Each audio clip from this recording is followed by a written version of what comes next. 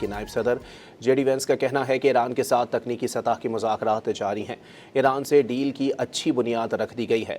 ईरानियों की वॉकआउट की धमकियों के बावजूद बातचीत का सिलसिला जारी है।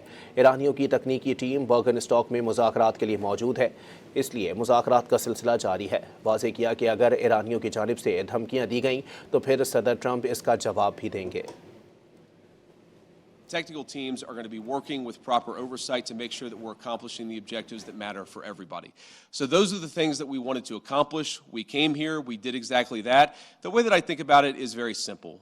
We laid a very good foundation for a successful final deal. They did threaten to walk out, or at least there were social media threats that they would walk out, but we were negotiating well past 1 in the morning yesterday, so they didn't walk out, and their technical team is still here in Bergenstock. What we told the Iranians yesterday is, when you guys engage in what us millennials might call trash talk, you can't expect the President of the United States not to respond and not to correct the record.